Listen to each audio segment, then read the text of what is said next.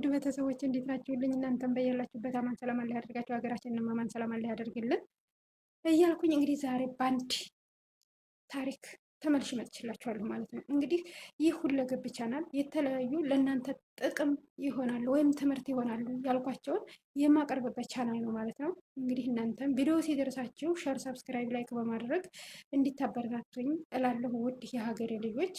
እናንተም ትጠቀሙበታላችሁ። እኔም ደግሞ እኔ አይቼና ሰምቼ የተጠቀምኩበትና የተረዳሁበትን ለእናንተም ለማካፈል ዝግጁ ነኝ ማለት ነው።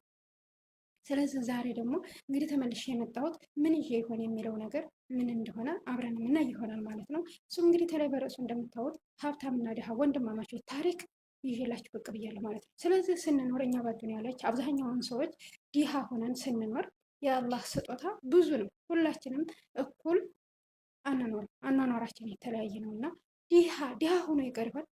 ሀብታም እንደሆነ ይቀር ይሆን? ወይስ ሀብታም ያጣ ይሆን? ድሃ ሲያገኝ ይሆን?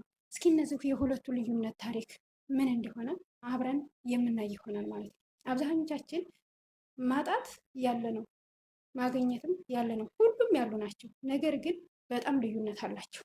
አብዛኛውን ጊዜ ብዙ እህትና ወንድሞች አብዛኞቻችን ድሃ ስንሆን ወይም ስናጣ የምንፈልገውን ነገር አተን የምንቀር መስሎ የሚታየን እንኖራለን። የምናገኝ ሰዎች ደግሞ ያለን ሰዎች ደግሞ ያለን ነገር የማናጣው መስሎ የሚታየን አብዛኞቻችን እንኖራለን ብዬ